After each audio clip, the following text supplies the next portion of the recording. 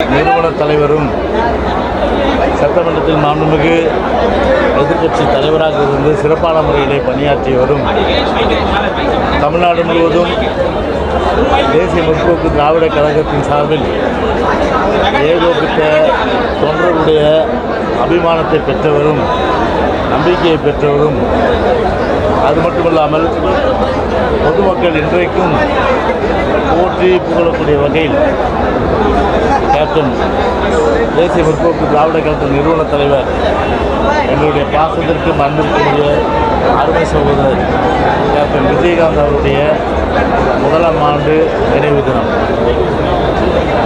இது ஒரு குரு பூஜையாக இன்றைக்கு தேசிய முற்போக்கு திராவிட கழகம் ஏற்பாடு செய்து எங்களுடைய கழகத்துடைய பொதுச் செயலாளர்களுக்கு முறைப்படியான அழைப்புதல் கொடுக்கப்பட்டு அந்த அடிப்படையில் கழக பொதுச் செயலாளர்கள் சார்பில் அனைத்து அண்ணா திராவிட முன்னேற்ற கழகத்தின் சார்பில் இந்த குரு பூஜையிலே கலந்து கொண்டோம். நம்முடைய கேப்டன் சார், அதாவது நம்முடைய திரு விஜயகாந்த் அவர்களுடைய சகோதரை பற்றி நான் குறிப்பிட வேண்டும் சொன்னால் 3 விஷயம் நான் அந்த நேரத்தில் பேசணும். ஒன்று, சட்டமன்றத்தில் நான் பேரவைத் தலைவராக, அதாவது சபாநாயகர் என்ற காலகட்டத்தில் அன்றைய தினம் மாண்புமிகு எதிர்க்கட்சி தலைவராக இருந்து இந்த பணியாற்றியது. இரண்டாவது, இது புரட்சி தலைவி அம்மா அவர்கள் அன்றைக்கு நம்முடைய, அதாவது மனித உரிமைகள் ஆணையத்தினுடைய தலைவரை நியமிக்கவும், அதே போன்று information commissioner, public information commissioner இதை நியமிப்பதற்கு எதிர்க்கட்சி தலைவரும் அதில் உறுப்பினர் அடிப்படையிலே அவர் அன்றைக்கு அவருடைய அந்த நிலைப்பாடு. அது மட்டுமல்லாமல் பேரவை காலத்தில் அவர் எப்படி நடந்தார் என்பதை இந்த நேரத்தில் கண்டிப்பாக நினைவு கூர்ந்தாக வேண்டும். பொதுவாகவே ஒரு பேரவைத் தலைவர் என்பது விருப்பு வெறுப்பு இல்லாமல் இருக்க வேண்டும். ஆனால் இன்றைக்கி இருக்கிற பேரவைத் தலைவர் அப்படி இருக்காரான்னா கண்டிப்பாக கிடையாது. ஆனால் அன்றைக்கு இதே புரட்சி தலைவி அம்மா அவர்கள் பேரவைத் தலைவராக அன்றைக்கு என்னை பணியாற்ற அனுமதித்த போது அன்றைக்கு விருப்பு வெறுப்பு இல்லாமல் எல்லோருக்குமே அந்த வாய்ப்பு அளித்தோம். குறிப்பாக கேப்டன் அண்ணன்கிட்ட, அதாவது விஜயகாந்த் அண்ணன் என்ன பிடிச்சதுன்னா, ஒரு கோபம் இருக்கிற இடத்துல தான் ஒரு குணம் இருக்கும் என்று சொல்வார்கள். பொதுவாகவே பார்த்தீங்கன்னா அவ்வளவு ஒரு இலக்கிய குணம், அதாவது பிறருக்கு அட்ஜஸ்ட் பண்ணுற அந்த ஒரு பண்பாடு அவருக்கு நான் பார்க்குறேன். பொதுவாகவே எதிர்க்கட்சி தலைவர் என்னும்போது அவருக்கு நேரம்லாம் நம்ம சொல்ல முடியாது. இப்போ இருக்கிற பேரவைத் தலைவர் எதிர்க்கட்சி தலைவரே பேச விடுவதில் அது வேறு விஷயம். ஆனால் அன்றைக்கு பேரவைத் தலைவர் அந்த காலகட்டத்தில் புரட்சி தலைவி அம்மா அவர்கள் ஒரு காவல்துறை மானியமாக இருக்கட்டும், அதே மாதிரி கவர்னர் உரையாக இருக்கட்டும், அந்த கவர்னர் உரையாக புரட்சி உள்துறை மானியமாக இருக்கட்டும், அதுக்கு அம்மா பதில் சொல்லுவாங்க. அப்படி பதில் சொல்லும்போது பொதுவாக அம்மா பார்த்ததுல ஒரு நேரங்காலம் பார்க்குறவங்க, குறித்த நேரத்தில் ஆரம்பித்து குறித்த நேரத்தில் முடிக்கணுங்க. இது எனக்கு தெரியும். அப்போது ஒரு குறிப்பிட்ட நேரத்தில் ஆரம்பித்து குறிப்பிட்ட நேரத்தில் முடிக்கும்போது அன்றைக்கி ஃப்ரண்ட் லைனில் இருக்கிற லீடர்ஸில் பொதுவாக எதிர்க்கட்சி தலைவர் கடைசியாக பேசணும். அது எதிர்க்கட்சி தலைவர் கடைசியாக பேசும்போது அவர் எவ்வளோ நேரம் வேணாலும் எடுத்துக்கலாம். ஆனால் பேரவைத் தலைவருக்குள்ள கஷ்டம் என்னென்னா, அம்மாவை குறித்த நேரத்தில் நாங்கள் பேசுறதுக்கு நான் அழைக்கணும். அப்போ என்னுடைய அறைக்கு, பேரவைத் தலைவர் அறைக்கு கேப்டன் அண்ணனை வர வைப்பேன். நான் கொஞ்சம் வாங்க அப்படின்னு அவர் வருவார். என்ன சார் தான் கூடுவார், நான் அண்ணன் கூப்பிடுவேன், ஆனால் அவர் என்ன சார் தான் கூப்பிடுவார். கூப்பிட்டு நான் சொல்லுவேன், இந்த மாதிரி அம்மா பொறுத்தவரையில் ஒரு 11 மணிக்கு ஆரம்பிக்க நினைக்கிறாங்க.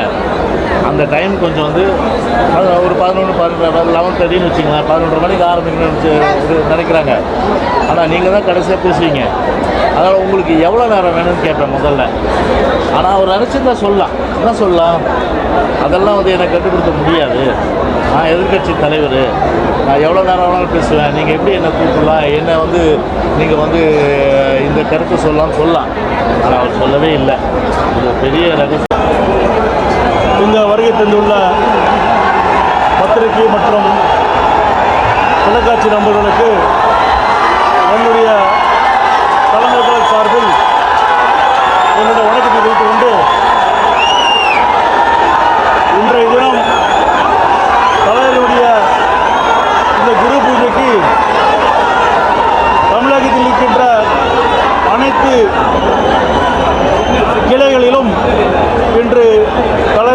குரு பூஜை சிறப்பாக செய்யப்பட்டு கொண்டிருக்கிறது. இந்த நேரத்தில் தலைமை கழகத்தில் இன்று காலை மௌன ஊர்வலத்துக்கு தமிழகத்தினுடைய போலீஸ் அதிகாரிகளிடம் நாங்கள் அனுமதி கேட்டிருந்தோம். இந்த மாதம் டிசம்பர் 5ஆம் தேதி அந்த மனு கழகத்தினுடைய துணை செயலாளர் பார்சாதி அவர்கள் போலீஸ் அதிகாரிடம் கொடுத்தார். கிட்டத்தட்ட 20 நாள் கழிச்சு நேற்று மாலை 5 மணிக்கு மேலே வந்து பேரணிக்கு மறுக்கப்படுகிறது என்று அந்த செய்தி எங்களுக்கு சொன்னாங்க. எங்களுக்கு நாங்கள் கேட்டோம், இந்த நேரத்தில் நீங்கள் கொடுத்தீங்கன்னாக்கா, நீங்கள் முன்னாடியே கொடுத்துருந்தாக்கா நாங்கள் நீதித்துறையை கண்டிப்பாக சென்று அது பெற்று போனாங்க. அதுக்கு பிறகு இது காலையில் வந்து எங்களுக்கு மறுக்கப்பட்டது. நாங்களும் போலீஸருடைய ஏற்றுக்கொண்டு அந்த ஊர்வலத்தை நாங்கள் நடத்தவில்லை. அங்கிருந்து நாங்கள் நடந்து வந்துள்ளோம். எங்களுடைய வருகை தந்த அனைத்து தொண்டர்களுக்கும் இது தெரிகிறது. பத்திரிகை நண்பர்கள் உங்களுக்கும் தெரியும் நடந்தது. அரசியல் பழிவாங்கும் நடவடிக்கை கோரிக்கை வச்சிருந்தீங்களா? அனுமதி வேணுன்ற மாதிரி முதலமைச்சருக்கு வைக்கல, நாங்கள் போலீஸ் தான் இதுக்கு வந்து போலீஸ்கிட்ட தான் பர்மிஷன் வாங்கணும். அவங்க சொன்னது வந்து எக்மோரில் தான் செய்யணும்னு கேட்டாங்க. அதாவது நேற்று மாலை சொல்கிறாங்க எங்களுக்கு. நான் ஒரே ஒரு கேள்வி மட்டும் கேட்டேன், நாங்கள் எந்த கட்சிக்கும் நாங்கள் வந்து எதிர்ப்பு காட்டல. நாங்கள் இதே திமுக அதிமுக மறைந்த தலைவர்கள் அண்ணாவுக்கும் சரி, எம்ஜிஆர் அவர்களுக்கும் சரி, கலைஞர் அவர்களுக்கும் சரி, ஜெயலலிதா அவர்களுக்கும் சரி, 2 கட்சிகளும் வந்து மௌன ஊர்வலம் வந்து அங்கே போகிறாங்க. நாங்கள் இது வரைக்கும் நாங்கள் எந்த அப்ஜெக்ஷன் சொன்னது கிடையாது. நான் ஒன்றே கேட்டேன், அங்கே தரீங்க, ஏன் இங்கே தர மாட்டேன்றீங்க? இதே என்னுடைய கேள்வி. அவங்களுக்கு தரும்போது திமுக அதிமுகவுக்கு அந்த பேரணியை வந்து அவங்க கொடுக்கும்போது தேமுதிக ஏன் மறுக்கப்படுகிறது? அனுமதி மறுத்த பிறகு அரசு தரப்புல யாராவது நீங்கள் தொடர்பு கொண்டீங்களா? அனுமதி மறுத்த பிறகு முதலமைச்சர் செய்யலையோ துணை முதலமைச்சர் சொல்லி அரசு தரப்புல வேறு யாராவது தொடர்பு கொண்டு இல்லை, அதுக்கெல்லாம் நேரமே இல்லையே. நாங்கள் 8:30 மணிக்கு ஆரம்பிக்கும் போது நாங்கள் போலீஸுக்கு நாங்கள் டைம் கேட்டுன்னு இருந்தோம். போலீஸ் அதுக்கு ஒத்துக்கலாது. நடவடிக்கை எப்படி பார்க்குறீங்க? இது நாங்கள் வந்து அரசை பற்றி சொல்லலாங்க. போலீஸ் டிபார்ட்மெண்ட்டை எங்களுக்கு முன்னாடியே கொடுத்துருந்தா நாங்கள் அடுத்த கட்ட நடவடிக்கை போயிருப்போம். இதே நேற்று காலையில் சொல்லியிருந்தாக்கா நாங்கள் முதலமைச்சர் சந்தித்து இந்த பர்மிஷன் கேட்டு போனாங்க. எங்களுக்கு நேற்று மாலை சொன்னதுனால எங்களுக்கு டைம் இல்லை எங்களுக்கு. ஓகே, நன்றி. முதன்மையானவர். அதற்கு அடுத்தாற்போல் அண்ணன் கேப்டன் அவர்கள் தான் கொடைவள்ளல். இந்த கொடைவள்ளல் அவர்கள் இறப்பு நிகழ்ச்சியை நாங்கள் வருத்தத்தோடு கொண்டாடினாலும் அவரது நினைவு நாளில் அவரை வணங்குகின்றோம். மென்மேலும் சிறந்து விளங்க அரசியல் கட்சியிலே அவர் இருந்தாலும் கூட தனி மனித ஒழுக்கத்தை கற்றுத்தந்தவர் தான் கேப்டன் விஜயகாந்த் அவர்கள் என்பதை நான் இந்த நேரத்திலே சொல்லிக்கொள்ள கடமைப்பட்டிருக்கின்றேன். அவரை போன்று சிறந்த தலைவர் தமிழ்நாட்டிலே இல்லை.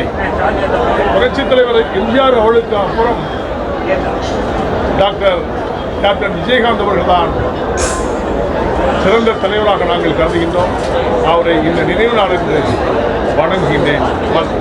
நன்றி. பேசக்கூடியவர், பழகக்கூடியவர், அப்படிப்பட்ட ஒரு நல்ல மனிதர் நம்மை விட்டு பிரிந்து ஓராண்டாகியும் தேமுதிகவுடைய தொண்டர்கள் மத்தியிலும் தமிழர்கள் மத்தியிலும் அவர்கள் இன்னும் வாழ்ந்து கொண்டிருப்பதாகவே நினைத்து கொண்டிருக்கின்றார்கள்.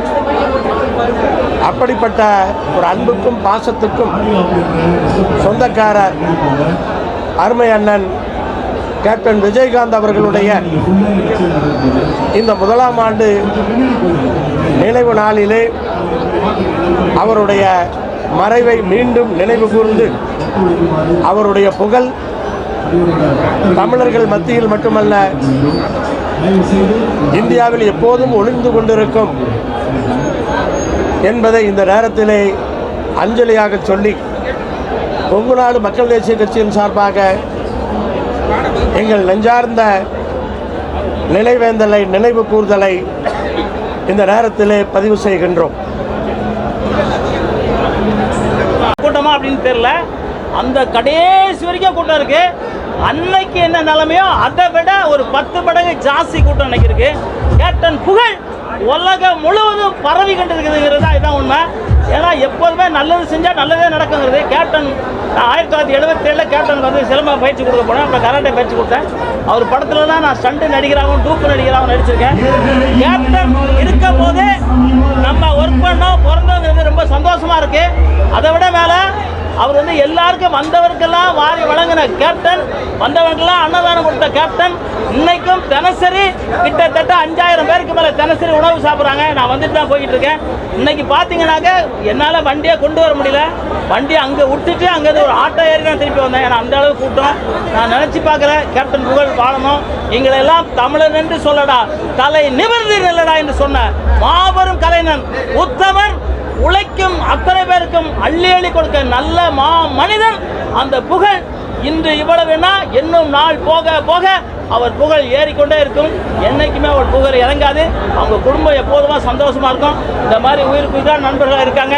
நாங்களாம் அவரோட நண்பர்களா, டூப்பு நடிகரா, தொண்டராணி தெரியல, எல்லாமே அவருக்கு நாங்கள் இருக்கிறோம். அவர் கேப்டன் எப்பவுமே அவர் புகழ் வாழ்க, அவர் புகழ் வளர்க. அவர் நினைச்சது நாட்டில் நடந்தே தரணும். அவர் சின்னம் இந்த சின்னம் வெற்றி பெற்றே ஆகணும். நன்றி, வணக்கம்.